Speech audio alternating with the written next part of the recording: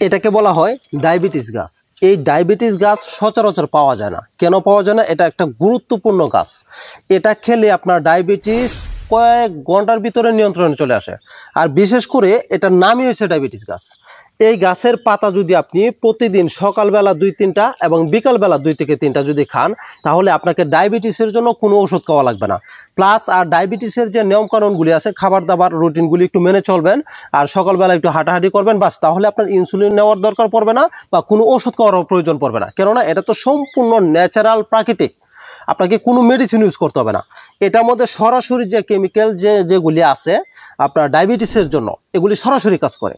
যার কারণে আপনি নিশ্চিন্তে যদি বিশেষ করে যদি আপনারা নার্সারিতে একটু যোগাযোগ করেন, ডায়াবেটিস গাছ নামে আপনার কিনতে পাওয়া যায়। ওই ডায়াবেটিস গাছটা আপনার নার্সারি থেকে সংগ্রহ করে নেবেন। সংগ্রহ করে বাড়ির উঠানে যদি লাগিয়ে রাখেন, তাহলে একবার যখন লাগাবেন তখন আর কোনো দিন আপনাকে ডায়াবেটিসের ওষুধ কেনা লাগবে না অন্তত। এবং এই গাছটা শুধু চারায় জন্মায়, মানে দিন যাবে আস্তে আস্তে চারা জন্মাবে। কারণ এটা পাতা তো আপনি কে শেষ করতে পারবেন না কখনো। এটা দিন যাবে চারা বাড়তেই থাকবে, দিন যাবে আর চারা বাড়তেই থাকবে। যার কারণে এটার পাতা কখনো শেষ হবে না। এটা আপনি যত ব্যবহার করবেন ততই চারা জন্মাবে। দেখেন একটা ডালা থেকে কতগুলি শাখা প্রশাখা বের হচ্ছে। দেখেন অসংখ্য শাখা প্রশাখা বের হচ্ছে, যার কারণে এটার পাতাকে আপনি শেষ করতে পারবেন না।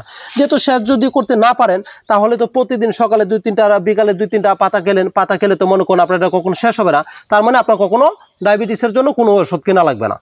কন্টিনিউ যতদিন বেঁচে থাকবেন ততদিনের জন্য আপনার ডায়াবেটিসের কোনো ওষুধ কেনা লাগবে না।